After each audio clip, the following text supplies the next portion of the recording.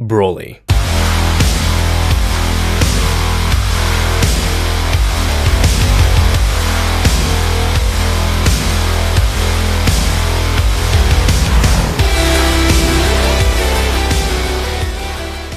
It must have been when I was 6 years old back in 2005 that I discovered this series that would forever change the way I watch entertainment. A series that had an influence on the things I enjoy, the people I talk to, and it's also probably the reason I became the big old weeb that I am.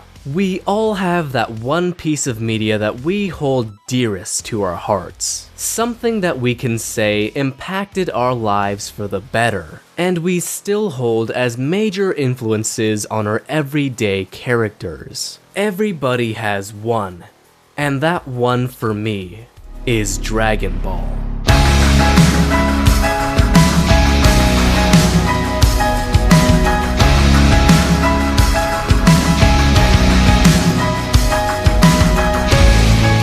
I can remember the very moment it all happened. I was sitting there in front of my TV, scrolling through the channels and seeing what would catch my attention first.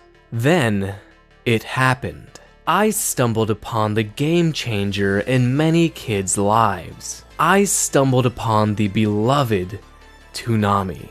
For those of you that might not be familiar, which if we're being honest, isn't going to be too many of you, Toonami was a programming block dedicated almost strictly to anime. Shows like Pokemon, Yu-Gi-Oh!, One Piece, Ben Big, and of course the iconic Dragon Ball Z. The first thing I actually saw on this was the power struggle between these two mysterious men, attempting to overwhelm each other with these destructive energy beams. It was clear to me through the sheer visuals alone that the stakes were high, and the energy and excitement of it all immediately hooked me. This was the brutal and iconic fight between Goku and Vegeta for the first time. And throughout that fight that lasted for many more episodes, I would quickly begin to find out just how special this series was. All the twists, all the turns, the spectacle of the fight, the emotion shown through both the animation and the voice acting. Everything came together to make this perfect storm of action that ended in a display of mercy. It was unlike any other show or any other movie I had ever seen before. And it was at that very moment that I knew I loved this series. I'm sure that this is a story that a lot of you can relate to. The story of somebody being captivated at an early age by the amazing scenes this show was able to produce time and time again. Each saga capping off with a monumental moment that would forever be etched into our heads, and we fondly look upon as some of our favorite stories ever told. So of course, with the incredible popularity of this show, there came the specials, the video games, the sequels, and most importantly to this video, the movies.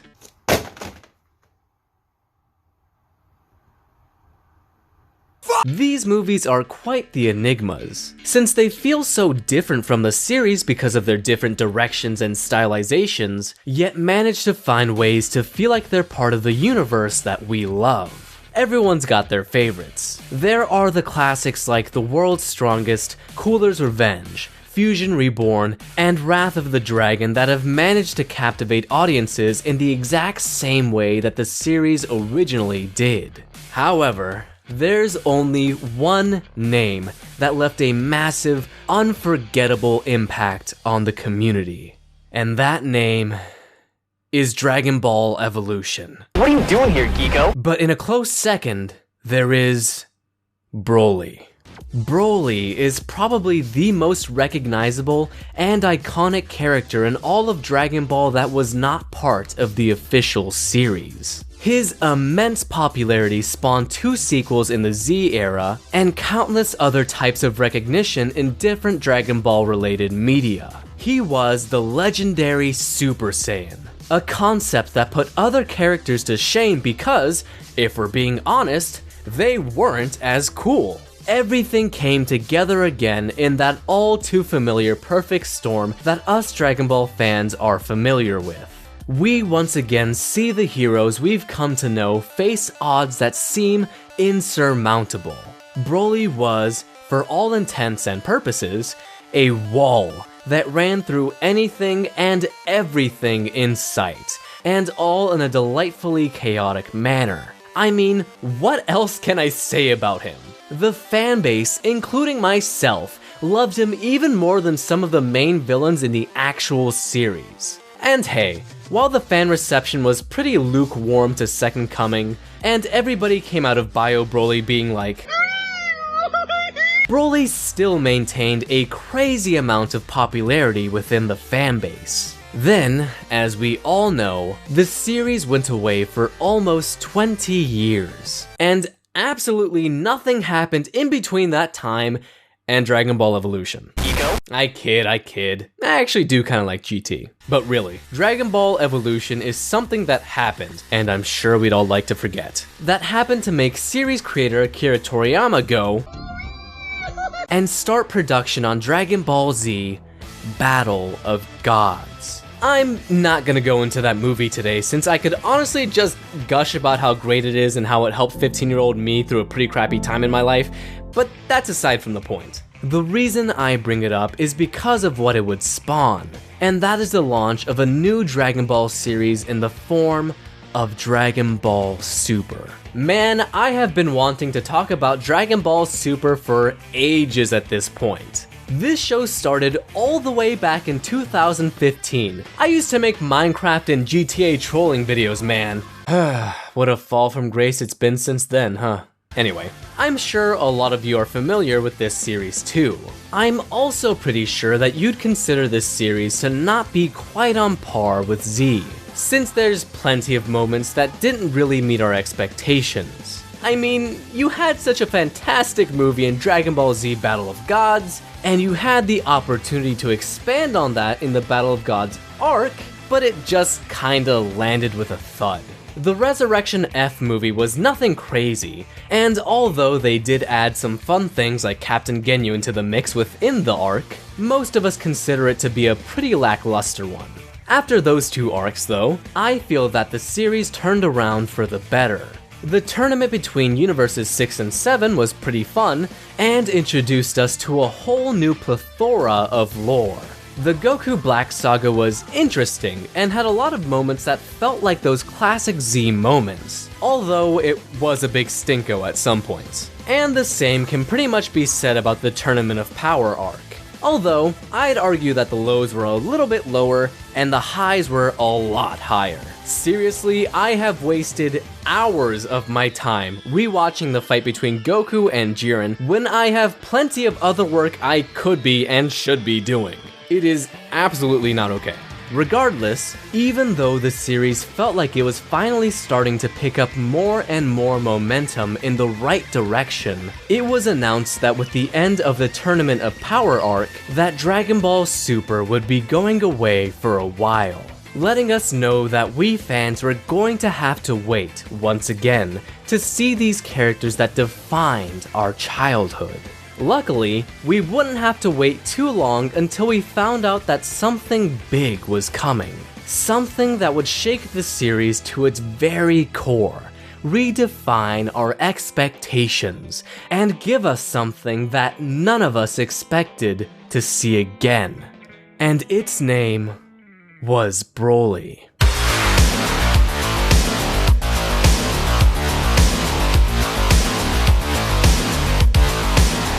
I think it's fair to say that none of us saw this coming. And to those of you that say that you did, you're outright liars. Nobody could have expected that the character that had been haunting Toei ever since his debut would be the star in the latest Dragon Ball film 24 years later after his last. Especially since we just got the fan service with Kale in the last arc. I can specifically remember watching the fandom lose their collective minds as soon as we heard about this news. You could feel the tension in the air. Broly was back. He's finally being canonized. Yet, there was plenty of worry going around the community. Was this a good or a bad thing? How could they even incorporate Broly into the Super series? Has Toei listened to our criticisms of Broly, and will they actually act on them? But I think the biggest question on everybody's mind was, when Broly? Well, it turns out we got Broly late 2018 in Japan, or early 2019 if you live here in the States. The movie was a massive success, and grossed over $7 million on opening day, this beating the record Resurrection F set by over $5 million. So it's safe to say that Dragon Ball fans were ready for Broly's return, but was all the wait and all the hype worth it? Well, patient viewer, after 5 pages worth of introduction for this video, I guess it's finally time we actually start talking about the subject of the video. Let's finally start talking about Dragon Ball Super Broly. So after all this build-up, all this anticipation, was Dragon Ball Super Broly worth it? Yes. Okay, I kid, but yes, honestly, I can't sing this movie's praises enough. It really does redefine so much of what we've come to know as Dragon Ball, while still maintaining those amazing, awe-inspiring moments of our childhoods. The characters and environments we're introduced to feel refreshing. The action feels different, but exciting. And the animation. My god, the animation. Before I start to just completely gush over just how much I love this movie, I'm gonna try to compose myself so I can talk about the story. Going very far back into the Dragon Ball timeline, this movie begins on planet Vegeta. Here, we're introduced to Frieza's not-so-humble beginnings as the Emperor of the Universe. He quickly establishes his absolute dominance over the Saiyans. And we even get little cameos from some of our favorite Frieza Force members. What I like about this scene is that we get a reintroduction to the Saiyans and Planet Vegeta in a way we've never quite seen them before. At least not in Dragon Ball. It might as well be, and kind of is, Dragon Ball Minus, which I know a lot of us in the fanbase aren't particularly fond of, but hey, what are we gonna do? Nonetheless, we're shown that the Saiyans actually have a civilization in place, and aren't just a bunch of space-ravaging monkey people. Those filthy monkeys! It makes things feel a lot more organized, which for the means of this plot, I think it serves well. We then get what is roughly the rest of the events of Dragon Ball Minus, with Frieza calling all the Saiyans back to planet Vegeta, Bardock sending Goku off to Earth, and then the mass genocide of an entire race. Although, in this story, we get the added element of Broly and Paragus, playing out mostly the same way they originally did in the legendary Super Saiyan, only this time there's no dumb thing going on with Goku crying. Since King Vegeta finds out that his kid is nothing compared to the OP as a baby Broly, he sends Broly off to planetoid Vampa, where Paragus goes after him and ultimately end up being stranded for the rest of who knows how many years. We're given a lot more clear definition towards motivations and why certain things will come to be. And that's pretty significant to the establishment of these characters and where they will be by the end of it all. Also, I thought I'd bring this up now since I'm sure it'll come up at some point, but I do still prefer the Bardock special over this new story. For the purposes of that story, everything feels a lot more chaotic and unorganized. Nothing is nearly as black and white in terms of good and evil as it is in this new movie. In the special, Bardock is not a good guy in the slightest, but has something of a redemption arc through his actions. I think this adds to the emotion of the special that feels somewhat lost here. And I think I feel that way because it just seems like a shameless ripoff of the Superman story. Although, I would be lying to you if I didn't say that I teared up just a little bit in the scene where Goku was sent off to Earth. As I mentioned before, this story isn't exactly something unique, but the way they capitalize on that moment does strike a chord with me, and reminded me that this is the start of all those experiences I had all those years ago. It's something of a bittersweet nostalgic feeling. On one hand, you're watching a family being broken apart with the dramatic irony of knowing that this is the last time you'll be seeing these characters together again. On the other hand, you know the future beyond that. You know that our hero does ultimately avenge his fallen race, and completes their arc well after they're all gone. It's a roller coaster of emotions, man. But anyway, now let's get to where the really good stuff is. After a little title card, we're given a quick little shot of them growing up with some of the series' best moments in that sweet, sweet Shintani style. We get the typical charming Dragon Ball banter and fighting that ends abruptly when Bulma discovers the Dragon Balls she's been collecting have been stolen. What really shines in these opening moments of the film is the wonderfully playful comedy, which is something that I've noticed is a strong suit in Dragon Ball Super thus far. Aside from the very dark and bleak opening of the Goku Black arc. That one just makes me feel bad. Two characters that really shine in these opening comedic moments are definitely Bulma and Frieza. There's nothing quite like the parallels between these two wishes being as petty as they are, and yet they are contrasted in such an exuberant manner. I mean, which one of these characters do you believe would be featured in a scene containing attempted murder? If you chose Frieza, you are absolutely wrong. We then move on to some new characters named Chilai and Lemo. I actually remember being pretty worried about them when I saw that they were going to be a thing. Mostly because we've already seen so many new characters in the short time that Super has been around. Luckily, they're quite fun and likable characters. Also, one of them had a moment where you could hear all the weebs' hearts simultaneously explode.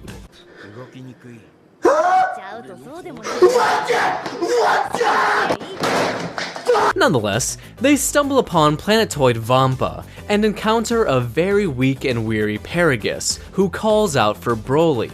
This is where he makes his grand entrance, looking a lot like the Broly we once knew. I really like this shot of Broly rushing down to save his father in what seems like a mere instant, and from what feels like a very significant distance away. Just like with Frieza beforehand, this quickly establishes his dominance over the environment and rightfully paints him as an incredible freak of nature. Paragus basically remains the very cold-hearted, spite-filled Saiyan we once knew, but the character of Broly has changed drastically. Remember when I said that the Broly of old was a wall that destroyed anything and everything in sight? Well, I chose the word wall specifically, because one of the main critiques that people usually give the OG Broly is that not only is he a wall in terms of physical stature and dominance, but he's also kinda got the personality of one too. He inherently has an uncontrollable rage, except for when it's being controlled, that fuels his power and blinds him from all other emotions. What they went for here was not an inherent rage, but a learned rage from Paragus. In effect, making Broly from a villain to something of a sympathetic anti-hero. I actually love this choice because now we've gone from having a wall to an onion of a character, which is somewhat ironic considering his name is a pun on broccoli, but I digress. Now he's a character that people can relate to, as opposed to simply being the big green killing machine we had before. And that goes a long way into making the rest of the film have bigger stakes than ever before. Which is pretty crazy considering there's a lot of beef by the time we get to the end of this thing. There's a lot of beef out here. It's really quite interesting because, with Dragon Ball, we're so used to everything being the Goku and Vegeta show. But this feels so much like it's Broly's story, and it's one that we actually want to see because of the all-new layers of struggle and hardship that we've never quite seen with this character before. I digress though. Getting back on track with the story, we finally get to the battle between the Saiyans, and oh my lord is this great. I'm sure I don't have to tell you that the action in anything Dragon Ball is great, but again, this just takes it to a whole new level. Like, when have you ever seen a first-person shot in Dragon Ball before? It's so dumb, but man do I appreciate it. It feels like the people behind this are testing themselves to see what the limits of their creativity are with this fight. And it makes every moment more exciting than the last. They even managed to get a few homages in there too. Like, remember when Broly smashes Vegeta into that one big rock? But this time, the roles are reversed. I'm not super sure how to feel about that semi-grade 8 form that Broly takes on during it, but I do like how it takes him getting into this form that actually makes him into the angry brute we once knew him to be. One of my favorite parts of the battle is actually when God form Goku catches Broly in the God Bind, and reminisces over all the villains that he's fought, but says that Broly isn't like them and doesn't have to keep fighting. There's a glint of realization in Broly's eyes that allows the humanity to prevail for a slight moment, right before he loses control again and destroys Goku. We get another amazing part of the movie when Frieza kills Paragus to try and push Broly into becoming a Super Saiyan. The display he puts here is absolutely priceless. It is perfectly in character with Frieza, with dark humor that got big laughs from the audiences I went to go see it with. Absolute gold. It's at this moment when Broly gets this mesmerizing power-up scene that has so much impact and makes you feel like Goku and Vegeta are absolutely screwed. I remember seeing somewhere that one of the main goals of this movie was to make these power-up scenes feel striking again like they did originally when we first got the Super Saiyan from all those years ago. I feel that they managed to pull that off with flying colors. And it's not only in this scene, but in plenty others that I didn't mention. It goes a long way to making these forms feel powerful and game-changing, but none of them managed to quite stack up to this one. So they leave Broly to Frieza, which definitely got the biggest reaction from every audience I saw it with. Again, absolute gold. They teleport over to Piccolo where the wonderfully comedic attempts at fusion begin. I don't know how this series managed to do it so perfectly, but man, even though we've basically seen the same jokes from Fusion Reborn, it's still really funny. Also, just a side note here, since I don't think too many people have mentioned it, I say we give a big old gold star to Frieza. Dude managed to hang with Broly for probably well over an hour, when Goku and Vegeta probably only hung around there for a few minutes. That is one tough dude. Of course, we finally get what we've all been waiting to see. Gogeta versus Broly. And holy god, everything good I said about the fights before don't even compare to this. Also, believe me, it has been incredibly hard not to talk about the animation yet, but we're almost there. They break the fabric of space, Gogeta puts on a damn light show, the soundtrack is going crazy, poor Broly is so scared he's projectile vomiting energy beams. Everything is happening. We get to the end of the fight when Gogeta starts charging up a final blow with the Kamehameha. However, Chilai and Lemmo get a hold of the Dragon Balls and wish Broly back to his home planet right before the decisive blow. Not a big fan that it was just a Kamehameha and not a final Kamehameha or something, but I do really like how right before Broly's about to get blasted by this thing, we get a close-up of his face and see an emotion we've never quite seen from him before. Pure, genuine fear. He's even got his pupils back and everything. Again, I love that we're finally adding elements to this character, and that moment is a testament to that. It reminds us that he might have been trained his whole life, but he's never been a fighter. He's somebody that has been forced to be something he's never wanted to be. And to see that whole story flashed in the expression on his face, I think says volumes about how much effort was put into this film. We finally conclude with Chilai and Lemmo finding Broly again, but this time with Goku making a surprise appearance. He gives them a whole bunch of stuff to live off of, and we get maybe the best ending to any piece of Dragon Ball media ever when Chilai asks what Goku's name is. Goku tells them his name, but tells Broly that he can call him Kakarot. And it was at that very moment, the crowd I saw it with immediately stood up and started loudly applauding. I don't think I've ever seen so many people's brains melt down all at once like that. so I'm sure it goes without saying at this point, but I absolutely adored the story of this film. Even though there was the occasional thing here or there that I didn't like about it, I never walked into this movie feeling like I needed to be the critic that had to overanalyze every element of filmmaking and put to shame what was clearly meant to be a love letter to the fans.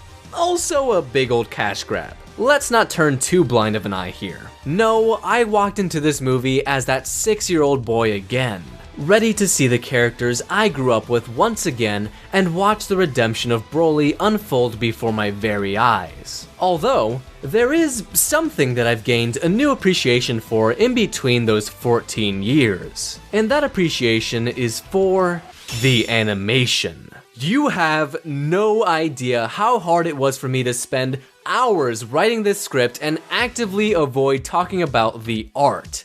I love all the visuals in this film. Absolutely everything about it is wonderful. I've mentioned this before in my critique of the Godzilla Earth trilogy, but the decision to simplify and cut down on detail on everything left us with these beautiful character designs that I think greatly enhance the experience. Also, don't get me wrong here, I absolutely adore the old Yamamuro designs, but we've had those for decades at this point. And it's really nice to see Dragon Ball in a new light that really allows the designs themselves to shine. There's just something that looks so right about the minimalistic shading and approach to color. I feel like this, in part, is what makes everything feel so smooth and fluid, as opposed to the still beautiful but rough around the edges and effects heavy fights of, say, Goku vs. Jiren in the Tournament of Power arc. The Yamamuro-like designs are still plentiful, including the one iconic shot from the original Broly film.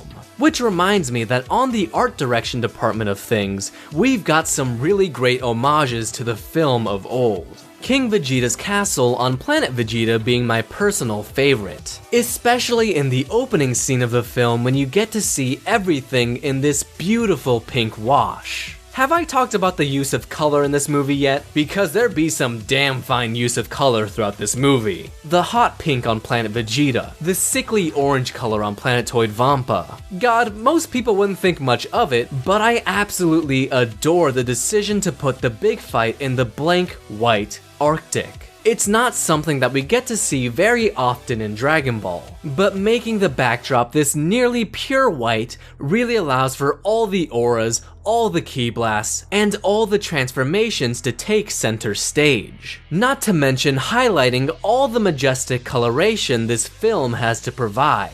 And it does this all while keeping the simplistic designs of the characters and the environment. Like, how many of you can perfectly envision Vegeta's transformation to Super Saiyan God right now? It's a shot that is so excellently done, and has such a fantastic vibrancy to it that I feel makes it really stand out. I'm sure you might be able to tell, but I am all over the place in trying to talk about this movie. And it's because I feel that there's so much to appreciate here.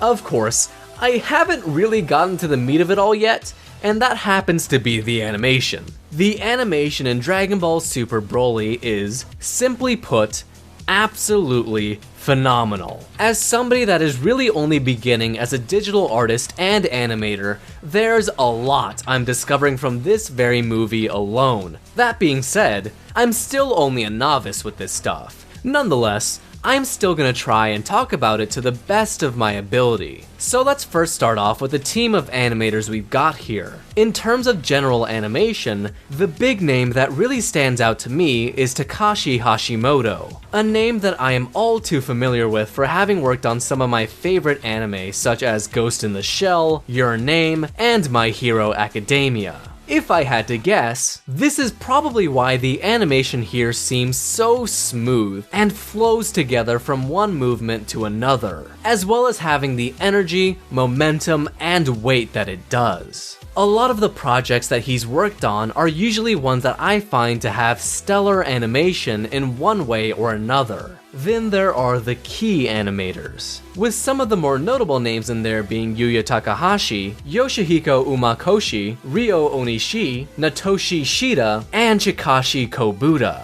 I'm sure I committed the cardinal sin of mispronunciation in there somewhere. Between these key animators include work on One Piece, Fairy Tail, JoJo's Bizarre Adventure, My Hero Academia, Kill la Kill, which for some reason I really noticed at some points, High School of the Dead, yes, that masterpiece, Death Note, Sailor Moon, Fist of the North Star, One Punch Man, Ben Big, and who could forget, Powerpuff Girls Z. So clearly, we've got an elite team of animators here with plenty of experience behind them. Even so, as I mentioned before, I feel like they must have been allowed to experiment and play around with ideas more than they normally would be. There's so much here in the keyframes alone that at one point in time likely would have been considered too risky and would have been avoided altogether.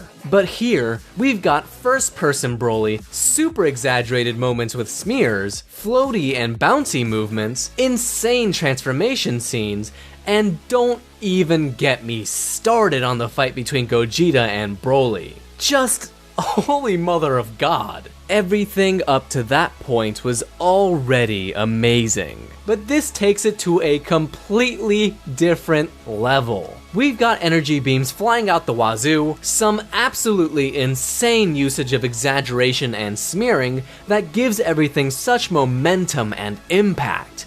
Brilliant usage of color that overpowers both animation-wise and literally. I mean, really, what's not to love here? I especially enjoy the scenes that featured more of a My Hero Academia style that felt to me like the hardest hitting impacts of them all. Especially that one hit from Gogeta that looks like it nearly destroys Broly's very figure.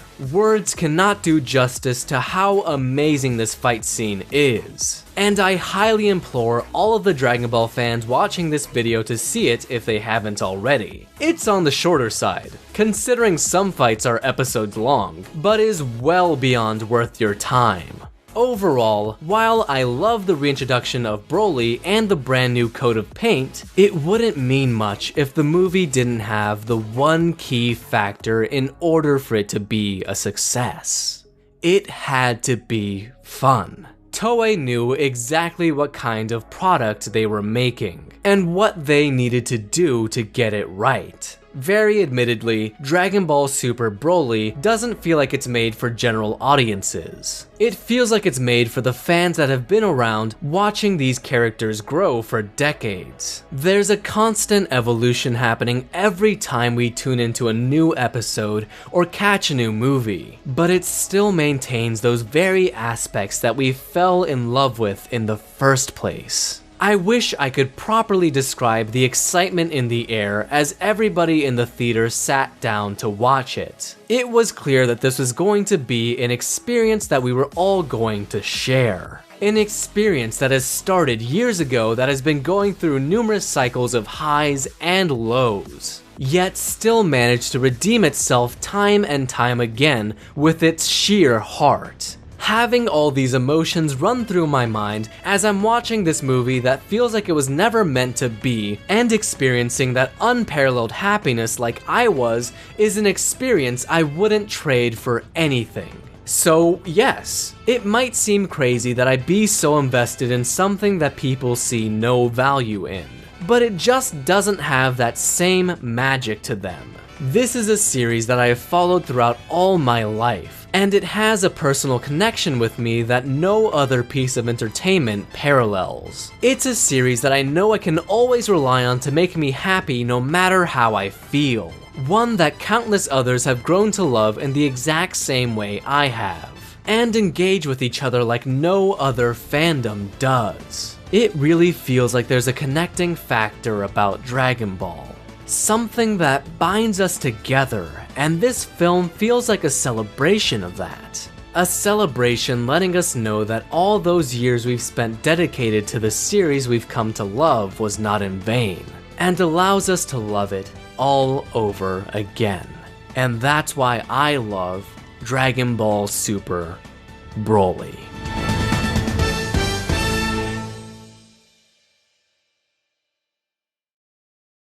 Thank you all very much for watching this video. I know it's been a while since my last upload, and you can thank life getting in the way for that one, but I've already got some stuff in the pipeline for you all to enjoy fairly soon. But as I always do at the end of these videos, I'd like to quickly mention my Patreon. As of recently, I decided to change it up a bit, so there's only a single tier available currently that gives you a little shout out at the end of the video. So special thanks to Outback and Polak. If you'd like to join the cool dudes on screen and support my videos, then please consider pledging a single dollar to me through Patreon. If you can't support that way, here's a reminder that you can also find me drawing on Twitch and Twitter, as well as making a fool of myself on my personal Twitter. But with that being said, I think it's about time I get to work on another video. So thank you all again for watching, and I'll see you all in the next one.